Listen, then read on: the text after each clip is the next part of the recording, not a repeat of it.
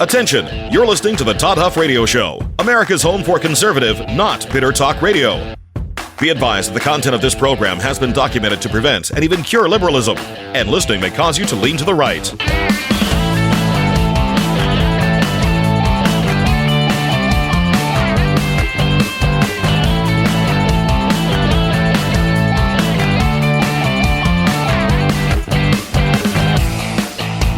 Here's your conservative, but not bitter host, Todd Huff. My friends, context and nuance are king. It matters. It's not just, look, the facts obviously matter, but the context within which those facts operate, the overall context, are quite important, and that's something that we do on this program a lot. We talk about those, but in society at large today, especially when it comes to political discourse, we don't have that. For example, many of you have seen the, what do they call it? The No Kings protest that happened over the weekend. And I actually found a post on X that I thought was pretty good. This is not what I'm going to talk about. I'm just painting the picture. Context matters. Context, you've got the No Kings protests. What do they say they're protesting? Well, they're protesting Donald Trump, who wants to make himself a king, so they say. And so they're out there protesting him. In fact, I've seen these man on the street interviews. These folks don't know what they're what they're doing. Most of them showed up and were given a sign. Well, I shouldn't say most. Many of them were, because I saw them. People asked, "What does your sign say?" I don't know. Someone gave me this sign. And then they would read the sign. Sometimes they probably wouldn't even know what the sign meant. But anyway, that is a problem. You need the overall context. At least I would. I would want the context. What am I protesting? Why am I here? What does my sign say? Is it something that I agree with? If not, why am I out there carrying this thing around? But there's a tweet here, a post on X by @BLKRoosters is the handle on X. It says this: "No kings, but it's okay for Newsom to dictate the car you drive. No kings, but Democrats can force masks on your children. No kings, but Democrats can ban you from attending church," which, by the way, they did during COVID in California. "No kings, but Democrats can open your borders. No kings, but Democrats can ban parents' rights in schools." These things are true, by the way. People are saying no kings. We don't want to have someone come in and unilaterally change our laws or just ignore them or whatever. But ironically, there's a whole bunch of examples that exist where this very thing has already happened. But since the media hasn't stirred people into a frenzy, since people don't have the full context or care to have the context of a given situation, this is where we find ourselves. And I want to talk about context today. I want to talk about context, not so much, although I suppose it could come up, these No Kings marches, protests, whatever. One of them was in Utah, I believe. Gunfire erupted. Many of them were peaceful, too. I'm not here to malign people. People who disagree with me can certainly go out there and be peaceful. People who vehemently disagree with me. There's also cases where people who vehemently disagree with me are so full of hatred and rage that they're incapable of simply maintaining a protest, and it turns into a riot. That's true as well, but it's not 100% the case. Again, context matters, and I don't need for people on the other side to be wrong. Let me rephrase this. I don't need violence to prove that they're wrong. They're wrong for other reasons. Sometimes they are so wrong and blinded by their anger and rage that they are violent, which gives us additional reasons to want to stand in opposition to them and make sure that they're not in political power. But the violence itself is not even necessary for them still to be wrong. Just like people who are here illegally can, by the law, be deported, whether or not they also conduct a criminal act and have involvement in gangs and do illegal activity and be violent. That's an additional reason to want to see someone deported. But you don't need to be violent and a leftist to be wrong. By being a leftist, you're wrong to begin with. So anyway, but context matters. Context matters, and we want to talk about that today. In particular, I want to talk about that with this tragic series of events that happened over the weekend in Minnesota when a suspect named Vance Bolter, who was arrested last night for shooting and murdering, assassinating Democratic State Representative Melissa Hortman, and she was shot, and she was shot and killed. Her spouse was also shot. He targeted this maniacal madman. Also targeted Democratic State Senator John Hoffman. They were shot. They survived. He had a list apparently of 70. I think I've read and heard. Anyway, I'm gonna go through some of the facts, at least what we're being told right now.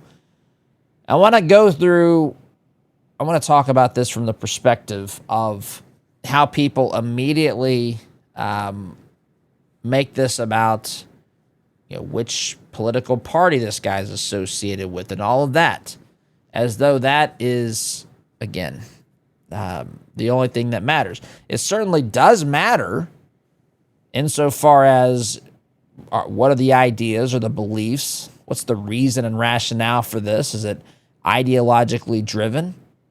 Is it driven by people who are replicating more people like this alleged maniacal assassin? Or is this just a deranged individual?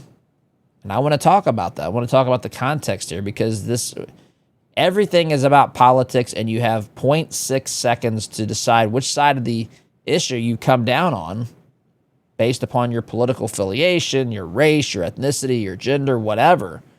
And I think that's a bad, bad thing. We are reaping what we've sown as far as that goes, where we've lost the ability to have conversation and context and universal condemnation for this. I don't care I do care if it's an influence and a factor into his actions. But I don't care who his affiliation is. I can tell you straight, without any hesitation whatsoever, can give it to you straight here, that I condemn this guy's activities, whether he voted for Trump, Biden, Kamala. It doesn't matter unless again that the ideology is fueling the rage, then it wouldn't matter. So I want to talk about this today, my friends. I'm going to talk about this like an adult, which is something that a lot of folks can't do.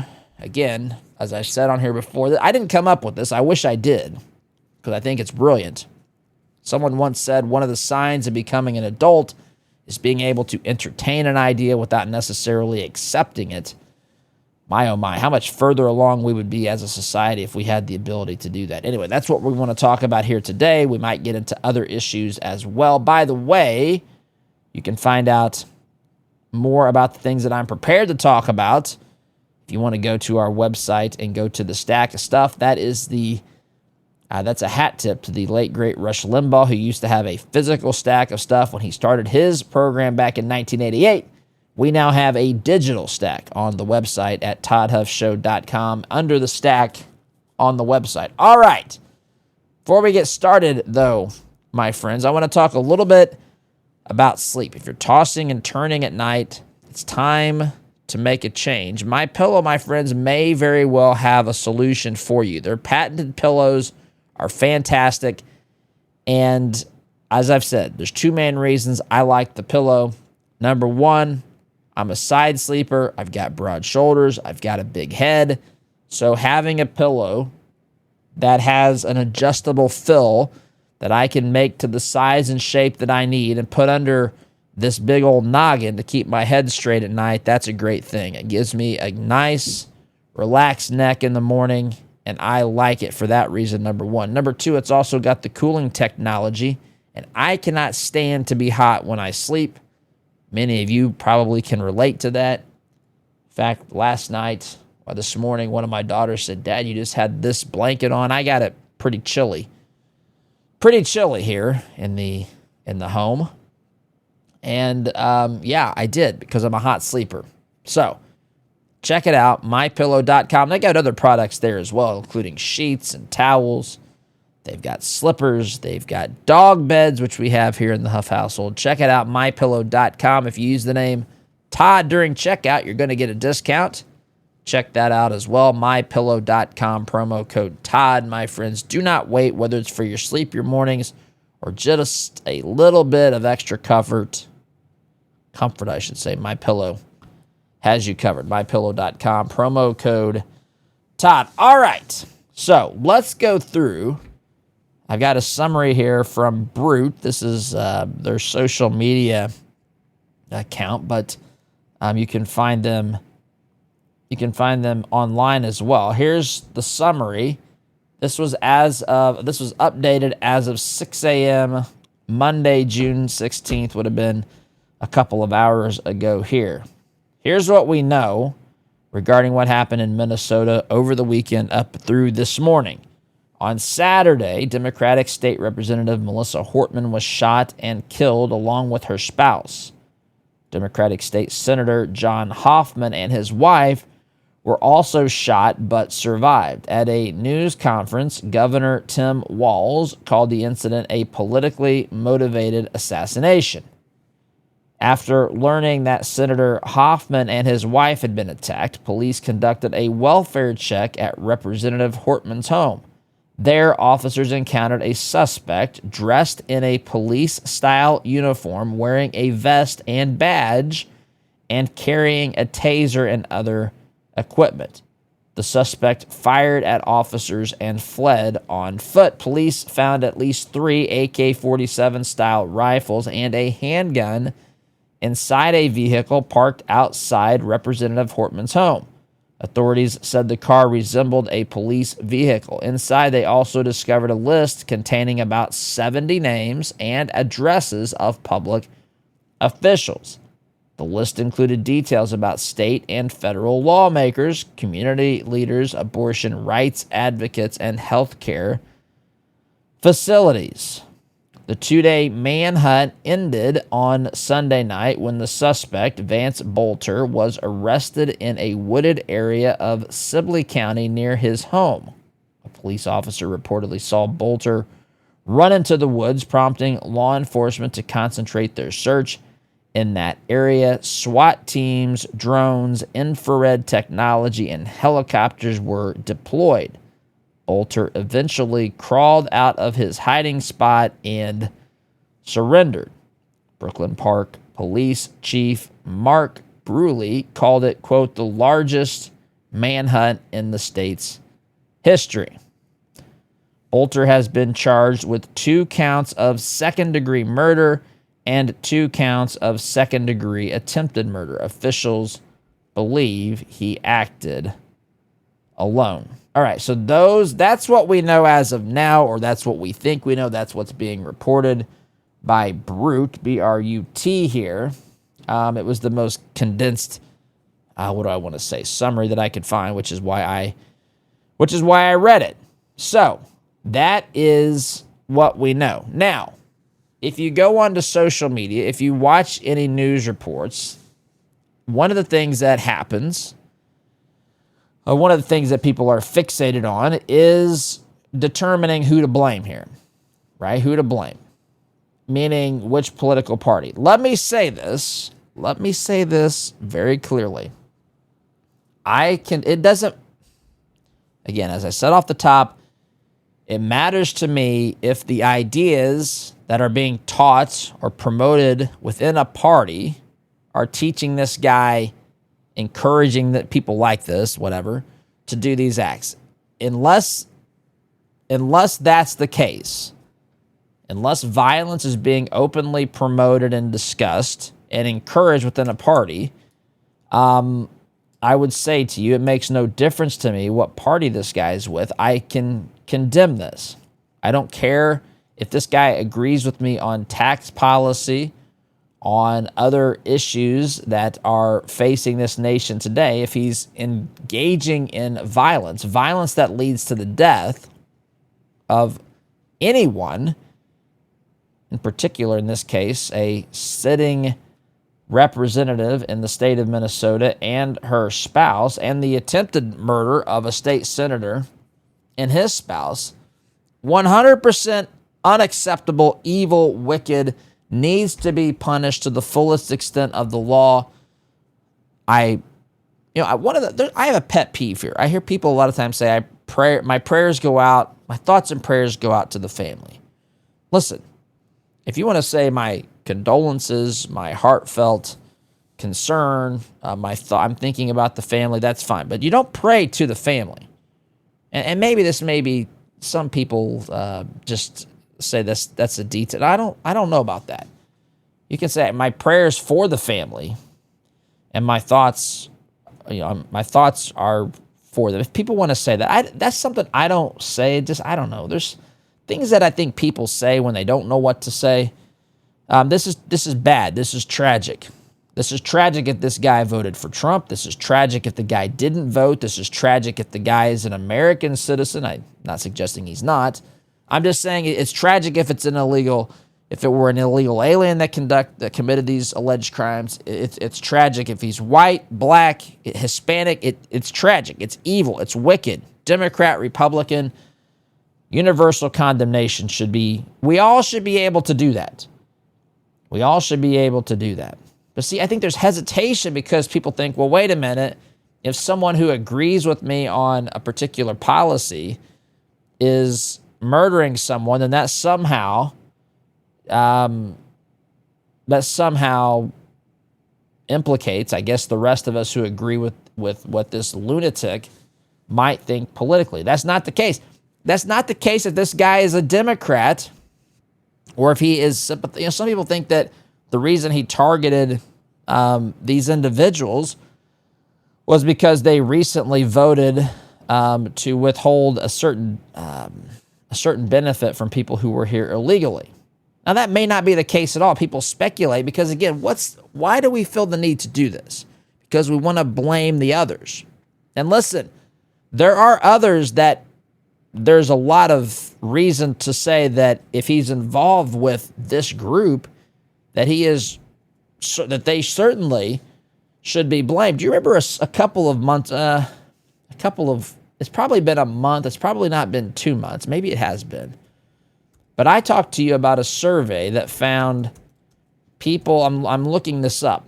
I thought about this yesterday or over the weekend as I was just thinking about what I was going to talk about today, but I didn't pull this up. I didn't think to do this morning.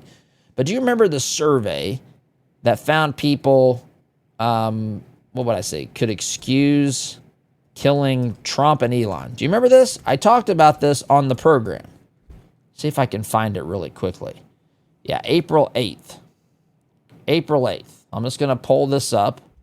This is WSTN. This is CNYCentral.com. So, here's what it says. I don't want to do that. Hold on here. Here's what it says. A new report from the Network Contagion Research Institute reveals a disturbing trend in support of political violence. Researchers found a significant number of Americans who identify as left of center support deadly violence against President Trump and Elon Musk. Let me pause. Let me condemn this. I don't condemn this because they're left of center. I condemn this because they support deadly violence against President Trump and Elon Musk. Stanley Schwartz, a history professor at Cedarville University, tells us violence has a long history in American democracy, but it was still striking to read through the report. I was dismayed and saddened to see those results. It was troubling, Schwartz said. To assess support for political violence, all 1,264 U.S. residents surveyed by NCRI were asked to classify their political ideology.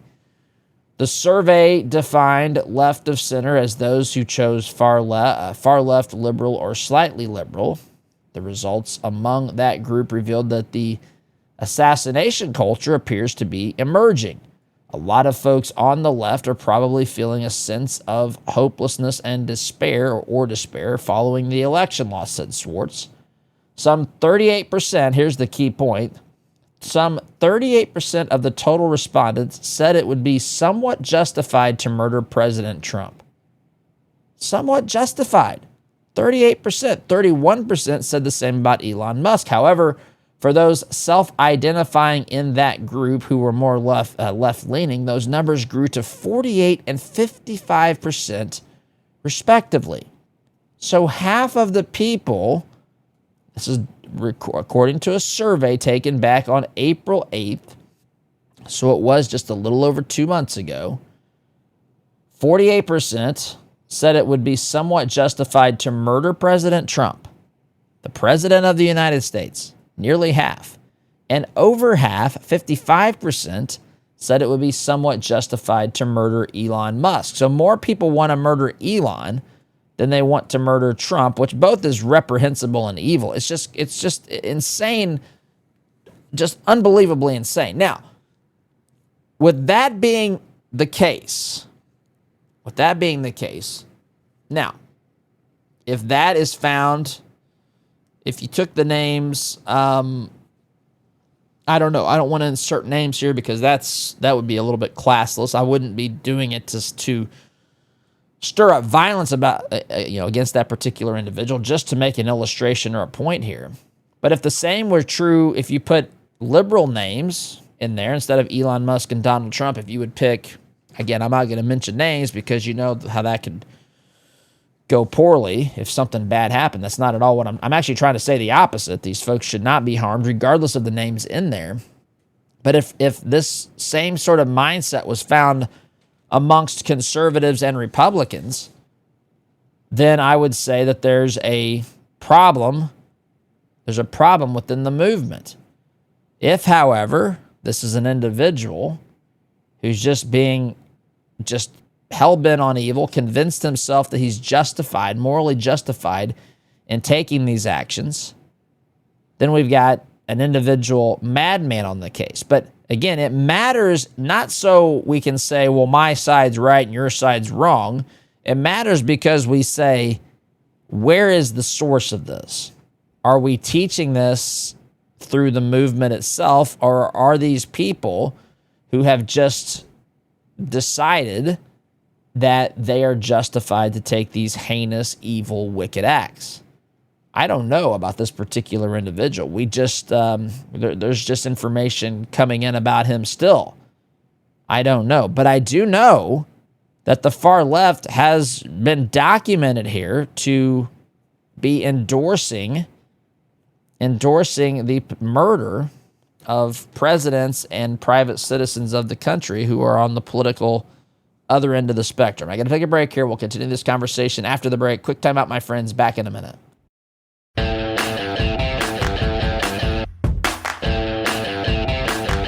Welcome back, my friends. Is one particular ideology in this country, is it promoting evil?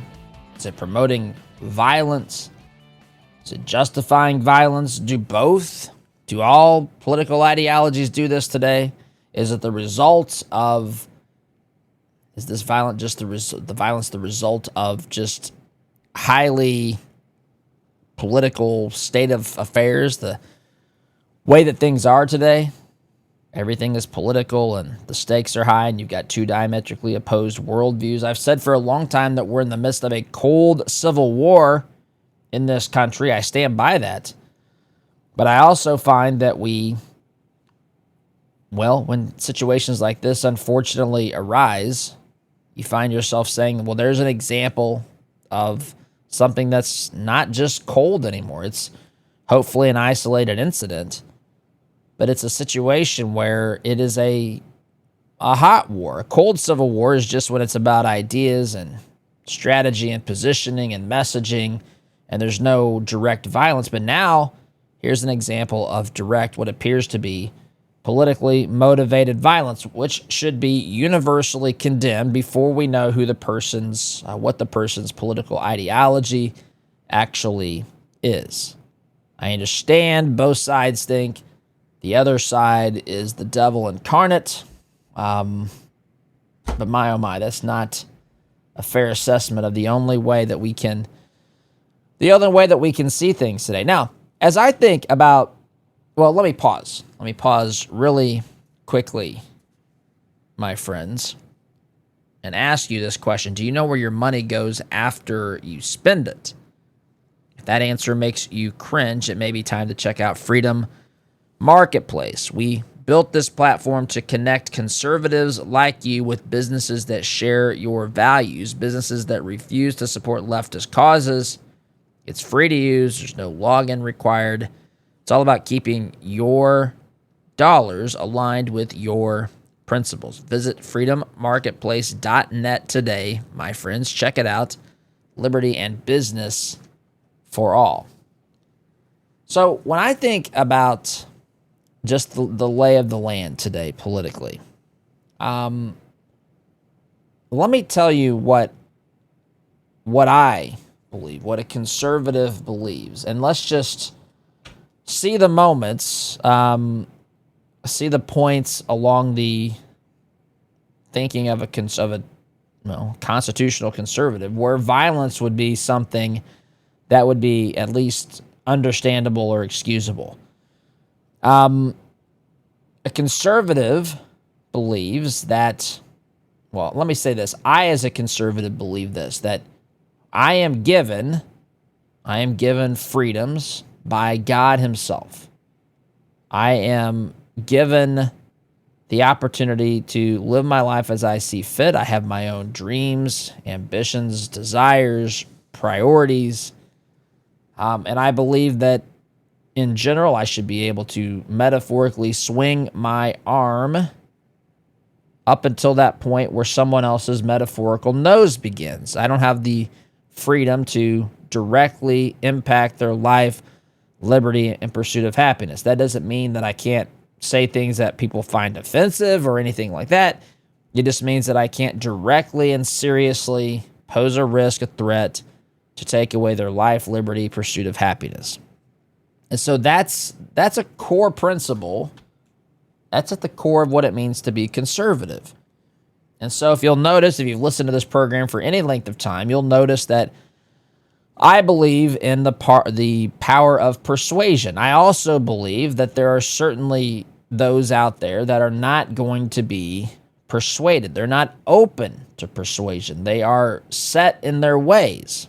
In many ways, I'm set in my ways. It's not because I'm not open-minded. It's because I've learned what truth is. And people who say that they can be persuaded of anything, I mean, that is like the Bible has a word that talks about he who puts his hand to the plow and looks back is not fit for the kingdom of God, right? You're like a rudderless ship just floating around. The book of James will say, being tossed to and fro wherever the winds want to take you.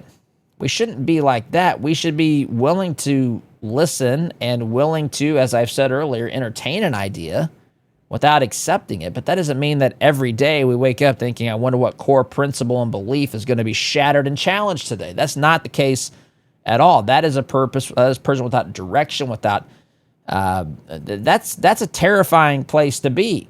If you wake up every day and think that the things that I believe can be turned on their head at any moment today, that is completely sinking sand upon which you're building your life. We have to make decisions. We have to determine what is worth living for. What is it that I'm worshiping? Worship, again, means that which I am basically giving ultimate worth to. What am I placing as the main purpose of my life? What am I saying? What am I worshiping? What am I pursuing?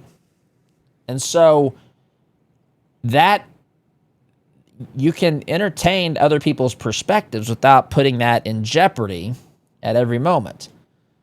So, but I believe in persuasion.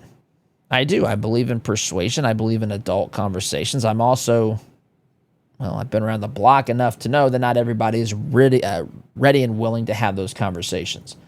And there's a variety of reasons for that. Some people don't want to, they've come to the conclusion that they desire, and they don't want to have to justify it. They don't like to be exposed for how foolish their decision is.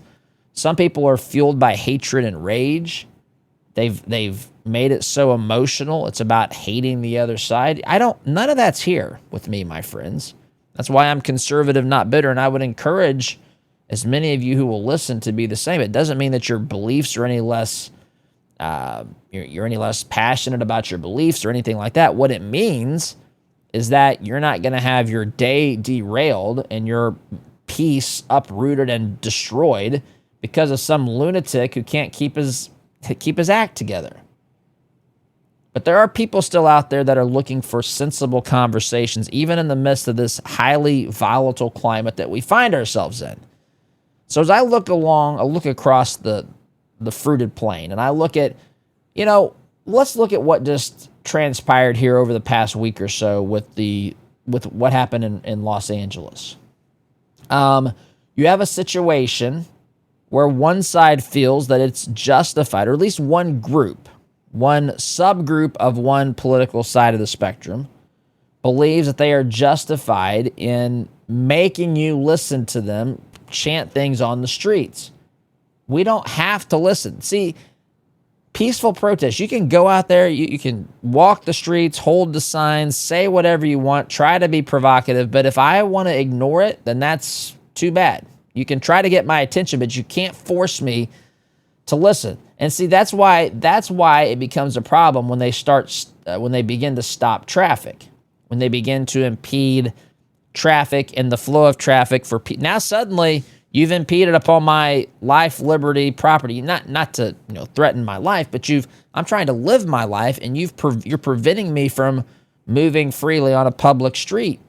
Now this is a problem. You don't have the right to do that. They do this because they're trying to force you to listen. They want to create a sideshow. They want to make it intense and even violent so as to force you to pay attention. Now, they haven't thought that through, because when you get someone's attention, and the way you get their attention is by forcing them to stop on the streets. I saw, by the way, a video of people that had stopped a car. There's a large group of people walking around. One of the idiots there gets up on the hood. The car hits the gas because they don't know what's about to happen. The girl kind of falls off. She gets her leg run over, I think. I'm supposed to feel sorry. I don't feel sorry for this. I don't. You may have seen Ron DeSantis, governor of Florida, come out and say, look, if you are in a situation where you're surrounded by people who are surrounding your car, you have the right to hit the gas and get out of there. And he's right. I know that that's not pleasant. I don't want to see anybody run over. But I'll tell you this. You don't know if these folks who are surrounding your car, what they're going to do to you. So these folks are unhinged in many cases. And so it's absolutely a reasonable thing to say, I'm not going to sit here and have the snot beaten out of me by these lunatics. I've got to get out of here because I'm at risk. Now, it's one thing to just see a line of people and plow through it. I know that there's tough guys on social media who say that that's what they would do. That's not, listen, that's ridiculous. Obviously, they shouldn't be in the streets, but if they're blocking traffic and not threatening you, you can't just mow them over. We just reached a point to where there's so many emotions here, so much,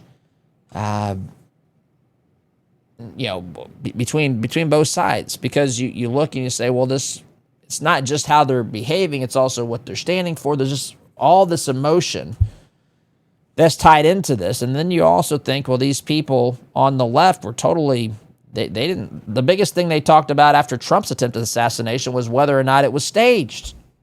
Anyway, I'm long this segment. Got to take a time out. Quick time out, my friends. Back in just a minute. Welcome back, my friends. Third and final segment of today's program. Before I get started with this, let's have a brief question here. When was the last time you thought about your cholesterol? If you're like most people, it's probably been a little bit of time. But here's the thing. Ignoring it doesn't make it go away. That's why, my friends, I take Solti and think you should consider it as well. Solti is an all-natural, clinically proven dietary supplement that can lower cholesterol. Science has spoken on this. It's been proven, demonstrated, that it has lowered the cholesterol for lots of folks, and it might be able to do the same for you. There's no prescriptions, there's no doctor visits. It's all natural, and all you have to do is take 2 Salty soft gels a day. Simple, safe, and effective. Folks, your family needs you healthy, your church, your business, your community, and this great nation needs you in the fight as well. Don't put it off. Take control of your health today. Go to Salty.com, SOLTEA, Salty.com. Promo code Todd will save you 50% off your first supply and get you free shipping to boot. That's Salty.com, promo code Todd. Do not wait, my friends. Your health will thank you. All right, so just concluding thoughts here today, my friends. I understand why some people hate conservatism. I don't agree with it, but I've learned enough to understand. I'm not necessarily validating the viewpoints, but I understand how they've what they'll often say to me. I understand the reasons and the rationale for that. I don't agree with it. It doesn't make any sense to me. But I understand if they want to hate the ideology, then they begin to hate the people. Now you've ventured into even another area that's even harder to defend. I can't even truly defend the hating of conservative principles, although I just understand what people typically say and the rationale that they give. But now you begin to hate people, and to hate people to a point where you justify, as I've read that survey, which was taken a couple months ago, where roughly half of the people who are left-leaning can at least understand, or what's the word that they use here? People who would think that a murder of Trump or Elon Musk would be somewhat justified. It's absolutely not. Likewise, I understand why people hate the leftist ideology. I hate the leftist ideology, by the way.